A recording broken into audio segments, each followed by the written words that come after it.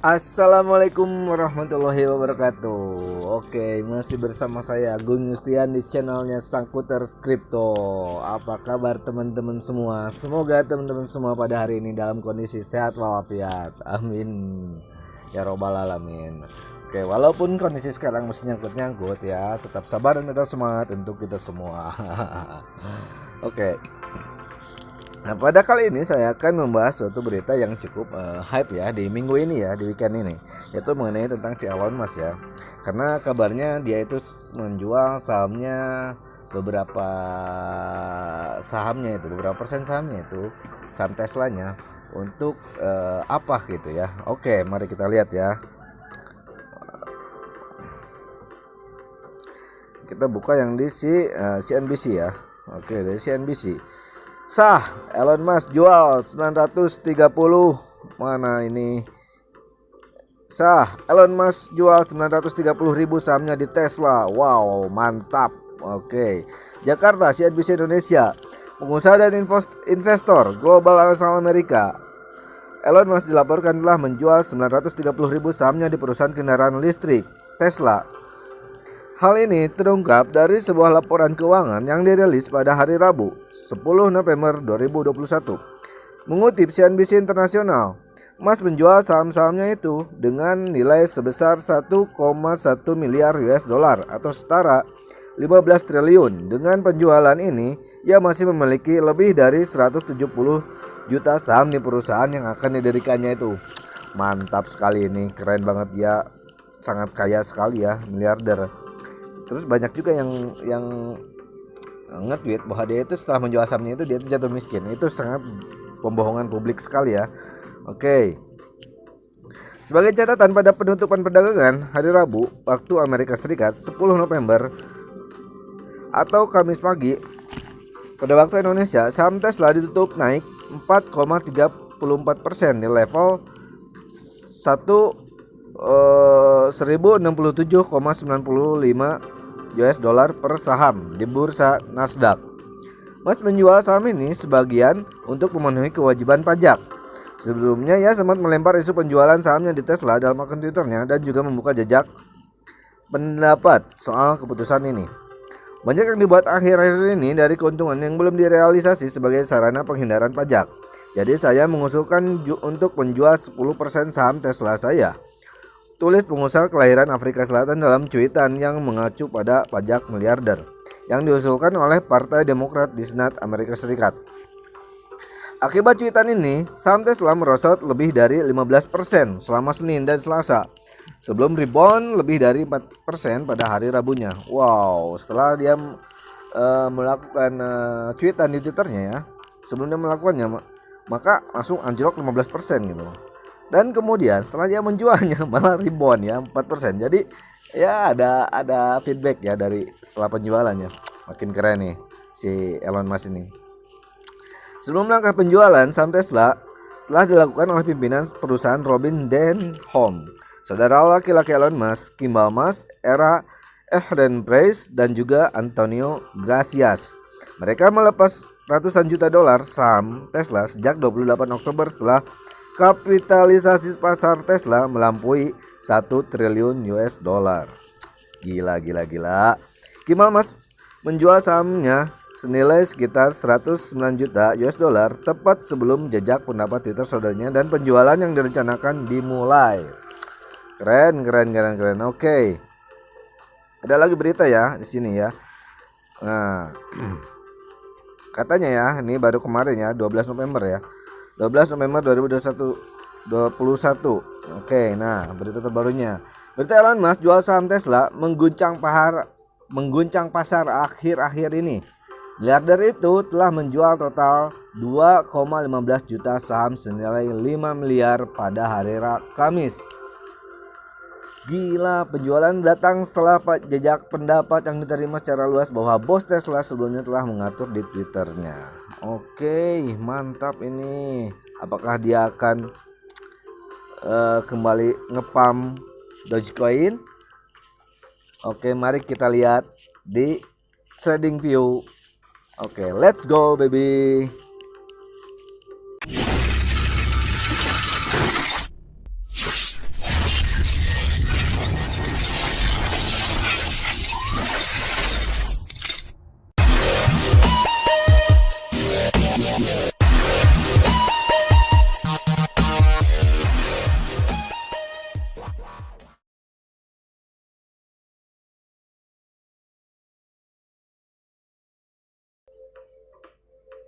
Oke, sekarang kita akan melihat dari segi teknikalnya ya di TradingView dengan menggunakan time frame daily ya.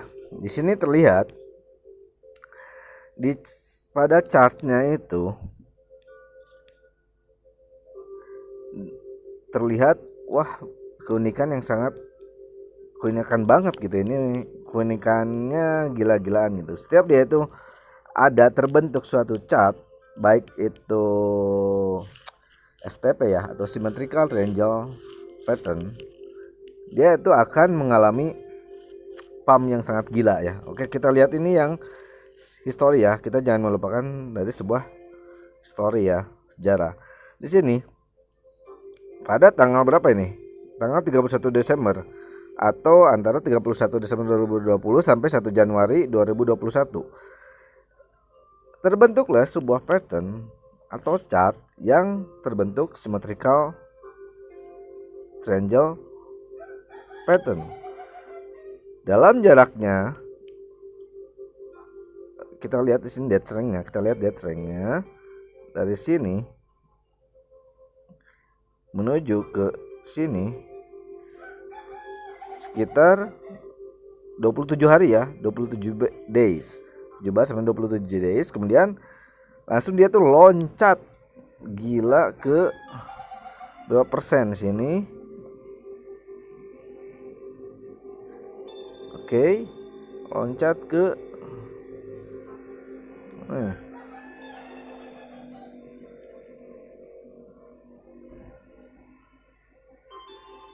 oke, sekitar berapa ini? 409%, gila, 409% guys. Oke, 409,30% setelah dia terbentuk suatu symmetrical triangle pattern STP yang dinamakan STP. Kemudian kita lihat lagi untuk yang STP yang kedua. Oke, sini terbentuk lagi nih sebuah STP ya dari si chartnya Dogecoin ini. Terbentuk nih antara di titik ini nih, di titik berapa ini? Oke, aduh kelihatan nih. Nah, di titik 0,085 US dollar ATH-nya. Kemudian titik terendahnya itu ada di titik sini ya, 0,04 US dollar ya. Dalam jangka waktu berapa lama dia? Yang tadi 27 hari ya. Tadi 27 hari. Kita lihat di sini sampai ke sini.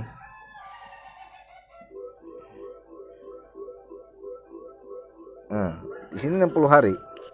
Yang pertama 27 hari, yang kedua 60 hari. Oke, mengalami kenaikannya berapa di sini? Yang cukup signifikan juga ya. Gua aja sampai merinding ngelihatnya ini itu.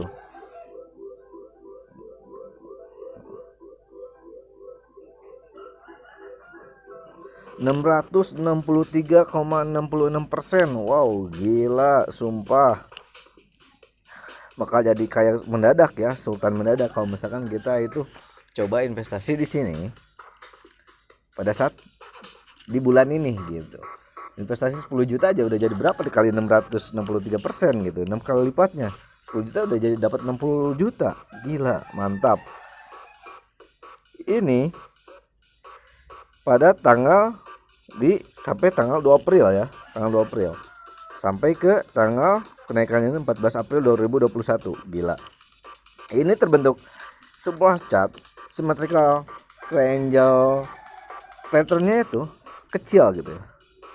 Oke, yang ini 300%, yang ini 600%, kecil-kecil ya. Kemudian ini yang berikutnya kita akan lebih gila lagi nih di sini. Terlihat sebuah apa ya? Descending triangle pattern gitu ya, terbentuk di sini. Wah.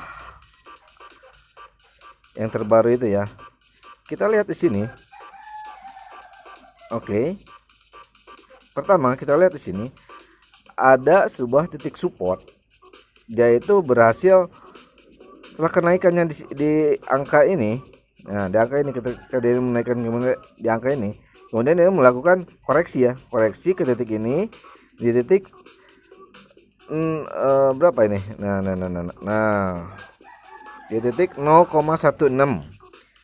Kemudian dia rebound lagi. Oke, ke angka sampai di ATH-nya ini. Di angka berapa ini? Di angka 0,74. Di sini ATH-nya yang sekarang di 0,78 atau 0,78 ya. Kemudian melanjutkan lagi koreksi ke bawah sampai membentuk suatu descending triangle pattern gitu ya. Dan belum balik lagi. Tapi di sini tuh ada sebuah sinyal ya buat kita semua ya. Karena sini udah terlihat bahwa dia itu setiap dia mengalami koreksi, dia tidak akan melebihi dari ini nih. Angka ini 0,1657 atau sekitar berapa ya, 4.000 ya, 2.000-an ya, 2.000 rupiah kalau dalam kurs rupiah. Ketika dia mencapai angka 0,164, dia melakukan rebound lagi, kemudian koreksi lagi, rebound lagi, koreksi lagi, tapi tidak keluar dari angka 0,167an ini. Ini berapa ini? 0,16665 lah ya. Tidak keluar dari angka itu. Kemudian membentuk suatu yang dinamakan DTP gitu. Kemudian di yang titik terakhirnya, oke, mari kita lihat yang time frame 1 jam, 4 jam lah ya, 4 jam, time frame 4 jam. Nah, oke.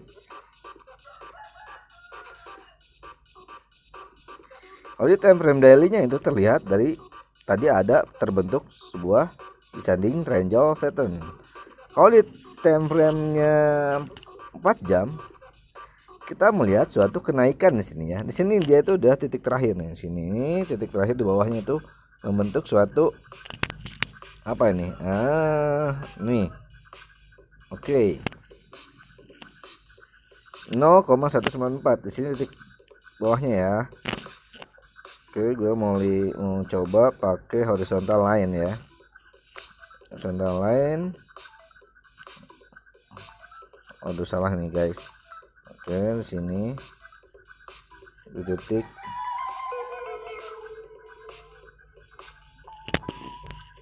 ini ya guys, nih.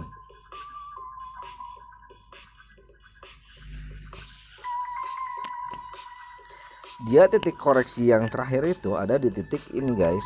Nah, di sini. Nah, di sini kemudian membentuk sebuah kenaikan yang cukup lamban tapi pasti gitu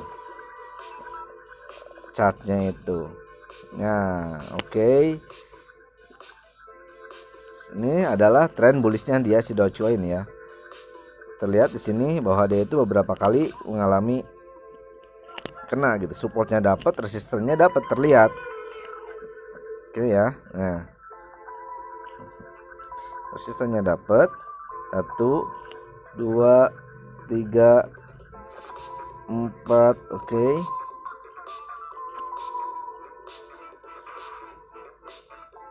Ya, 4. Kemudian supportnya juga dapat, ada gitu. Supportnya juga di sini nih. Supportnya 1 2 3. Oke.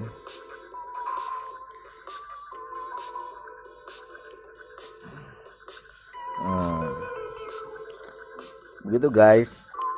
Terlihat ya. Dan kemudian apakah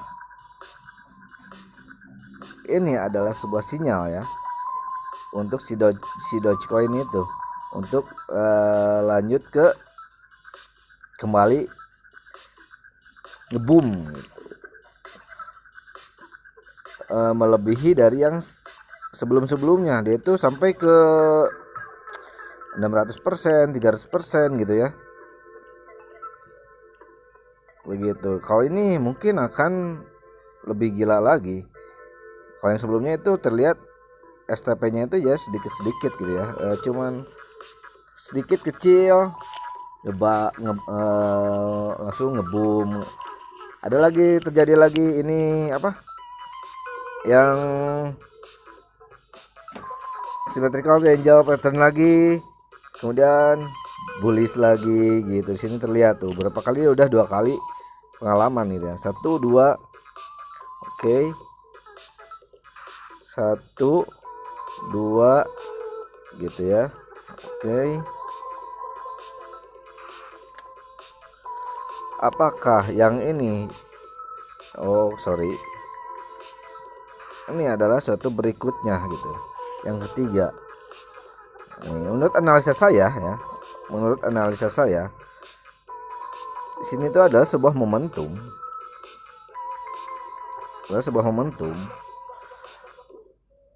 untuk si Dogecoin ini terbang gitu. Apalagi sudah ada sinyal dari si Elon Musk bahwa dia itu menjual sedikit dari saham Teslanya itu, yang kalau dihitung rupiah itu triliunan ya. Kebayang kalau misalkan dia itu memasukkan sedikit dari yang hasil, misalkan 10% dari hasil penjualan si sahamnya itu masuk ke Dogecoin itu, ke koinnya dia. Wah, pasti akan gila sekali gitu ya. Ini sebuah sinyal buat kita semua ya. Tapi nggak tahu ya, ini cuma analisa saya aja, Dior aja ya. Oke, untuk berikutnya. Tapi ini adalah sebuah sinyal untuk kita semua gitu. Dan untuk resistennya ada di titik ini guys. Nah, semua resistennya itu di titik ini guys. Untuk yang sekarang ya, 0,3827.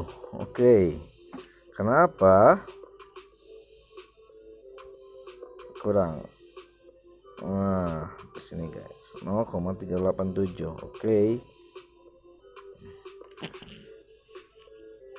Sini dia udah 2 kali terkena reject. Jika dia itu akan naik, reject kembali. Oke, koreksi lagi. Kemudian dia naik nih, naik. Reject lagi, koreksi. Oke, naik lagi di sini. Oke, koreksi lagi. Oke, apakah yang berikutnya itu akan wow? Kita nggak tahu ya untuk yang berikutnya ya. Gimana market aja. Oke. Kemudian kalau kita lihat juga dari segi RSI-nya ya, RSI-nya ini di sini ya. Oh, agak susah juga nih guys. Nah, oke. Sebuah sinyal juga guys. Di sini terbentuk itu sebuah kayak STP lagi ya. RSI-nya, RSI 14 close gitu ya. Terbentuk sebuah symmetrical triangle pattern lagi, yang kemungkinan menurut analisa ya, sebuah sinyal untuk kita akan kembali ke penguatannya sebelum dia itu melakukan koreksi gitu guys. Ini cuma analisa saya ya, terserah untuk ininya. Kembalikan lagi disclaimer on ya, kembalikan lagi pada kalian. Karena apa? Pengendali keuangan itu ada di diri kalian sendiri ya. Dior, sebelum kalian melakukan suatu tindakan, oke? Kemudian ada beberapa berita yang sangat heboh juga ya di negeri kita sendiri ya. Oke, di sini. Oke, kita lihat ya beritanya apa ya. Nah, ini guys beritanya guys. Sangat kontroversial sekali gitu ya menurut saya ya. Kenapa ya? Nah, di sini Otoritas Islam Indonesia menyatakan cryptocurrency haram, dilarang bagi umat muslim. Oke, kita lihat guys. Nah, Badan Islam terkemuka di Indonesia, Otoritas Negara tentang Kepatuhan Syariah, dilaporkan telah menyatakan cryptocurrency haram, dilarang bagi umat Islam tidak di bawah hukum Islam. Majelis Ulama Indonesia menjelaskan bahwa kripto memiliki unsur ketidakpastian, taruhan dan kerugian. Oke.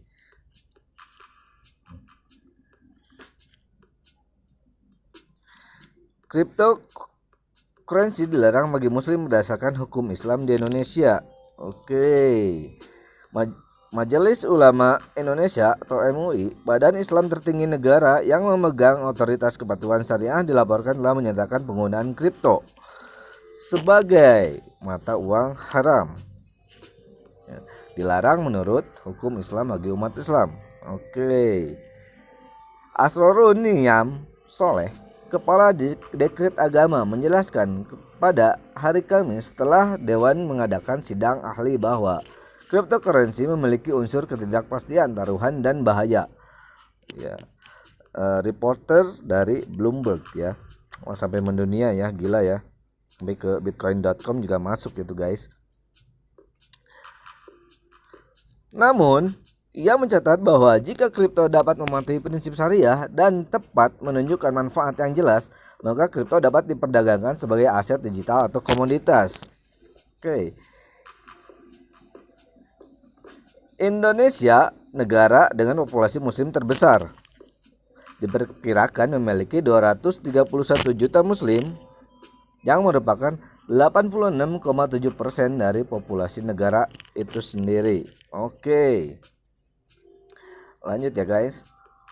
Majelis Ulama memberi nasihat kepada Kementerian Keuangan Negara dan Bank Sentral tentang masalah keuangan Islam. Ini terdiri dari banyak kelompok muslim Indonesia termasuk Nahdlatul Ulama, NU, Muhammadiyah, dan kelompok-kelompok kecil seperti Syarikat Islam seperti Al-Wasliyah, Matlaul Anwar, GPPI, PTDI, DMI, dan Al-Ittihadiyah. Wah, banyak juga ya ininya ormas-ormasnya. Oke, keputusan MUI tidak mengikat secara hukum dan tidak berarti cryptocurrency dilarang di Indonesia. Namun itu dapat menghalangi muslim untuk berinvestasi dan institusi lokal untuk menerbitkan atau menyediakan layanan dalam aset kripto. Pada bulan Oktober, cabang provinsi dari salah satu organisasi Islam terbesar di Indonesia, Nahdlatul Ulama, juga mendeklarasikan cryptocurrency haram berdasarkan hukum agama. Oke, nah ini yang terakhir ya. Namun, pemerintah Indonesia telah mengindikasikan bahwa negara tersebut tidak akan memberlakukan larangan langsung terhadap cryptocurrency seperti yang dilakukan Cina. Aset kripto diizinkan untuk diperdagangkan bersama komoditas berjangka di Indonesia, tetapi tidak dapat digunakan sebagai mata uang. Sementara itu, pemerintah mendorong untuk mendirikan pertukaran kripto pada akhir tahun dan Bank Indonesia telah menjajaki mata uang digital bank sentral CBDC. Oke, begitu. Kemudian kita lihat juga berita dari negara lain ya, negara pusat yang dipublis oleh New York Post ya. Oleh New York Post ini sebagai suatu pembanding ya untuk kita semua ya. Oke, di sini terlihat. Aduh, ini agak loading guys.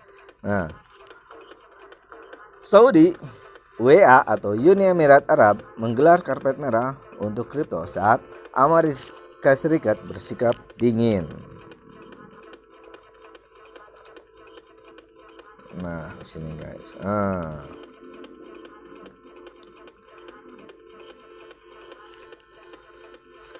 Arab Saudi dan UAE meluncurkan karpet merah regulasi mata uang digital sentuhan ringan menurut pelaku pasar Amerika Serikat, membuat kontras dengan Amerika Serikat di mana para pejabat jatuh ke dalam diri mereka sendiri untuk menetapkan aturan kripto.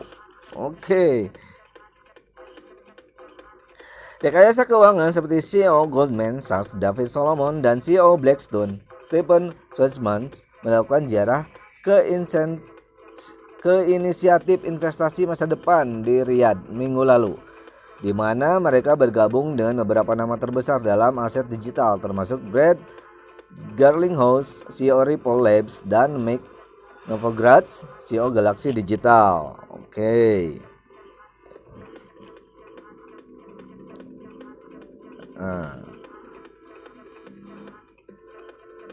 Dalam beberapa tahun terakhir, Arab Saudi telah meningkatkan upayanya untuk menarik perusahaan kripto. Bank Sentral Saudi dan Bank Sentral Uni Emirat Arab telah bekerja sama untuk mempelajari bagaimana kedua bank dapat mengadopsi blockchain dan pembayaran digital. Oke, mantap sekali.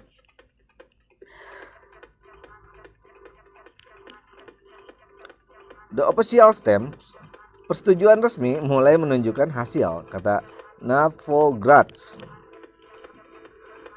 Saya telah datang ke wilayah ini selama bertahun-tahun dan ini adalah pertama kalinya saya merasa bahwa kumpulan modal besar tertarik pada kripto, katanya kepada The Post. Pertemuan yang saya lakukan dengan investor, orang-orang mengajukan pertanyaan yang sangat canggih tentang adopsi dan orang dalam kripto mengatakan kepada The Post bahwa mereka mengharapkan beberapa dana kekayaan berdaulat utama Timur Tengah untuk berinvestasi langsung di kripto dalam 12 bulan ke depan. Oke. Nah,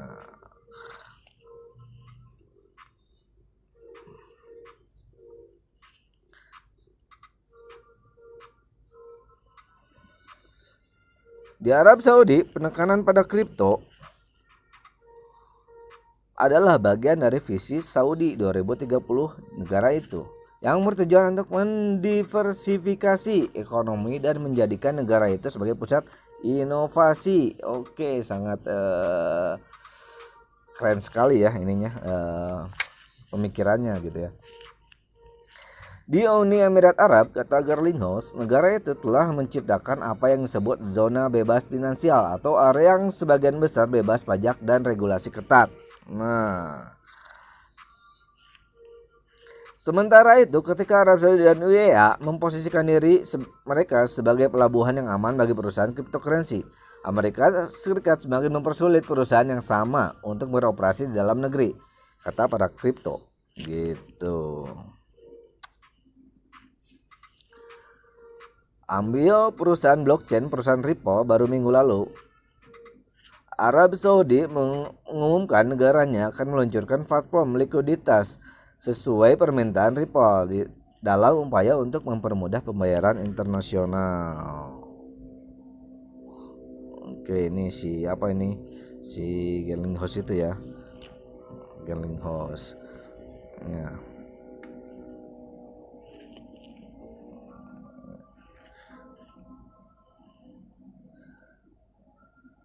Di AS, di Amerika Serikat, Ripple dipaksa untuk fokus melawan gugatan. Komisi Sekuritas dan Bursa menuduh Ripple melanggar sekuritas 1993 bahwa Ripple seharusnya mendaftarkan koin digital XRP-nya sebagai keamanan, tapi gagal melakukannya. Ripple berpendapat telah menggunakan XRP sebagai mata uang selama bertahun-tahun dan tidak diberitahu untuk mendaftarkannya sebagai keamanan.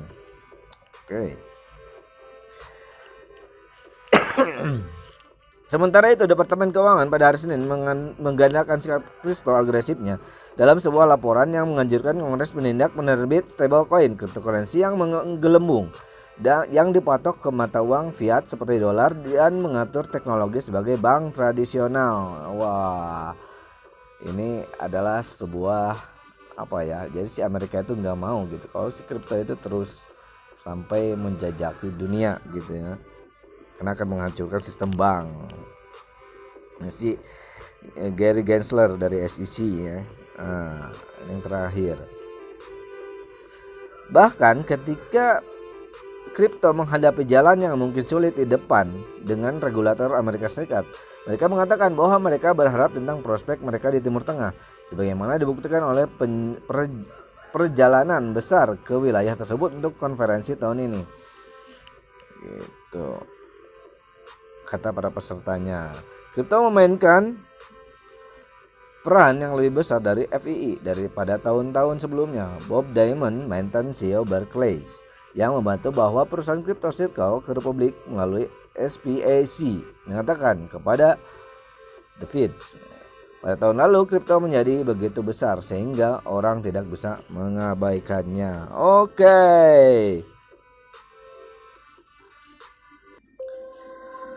Oke, mungkin itu aja yang bisa saya sampaikan. Semoga kalian tidak galau-galau lagi. Dan ingat semua ini disclaimer on dan Dior ya, karena saya bukan financial advice kalian. Dan pengendali keuangan kalian adalah diri kalian sendiri. Yang terpenting jangan FOMO dan selalu lakukan riset terlebih dahulu sebelum entry. Oke. Have a nice weekend. Wassalamualaikum warahmatullahi wabarakatuh. Terima kasih.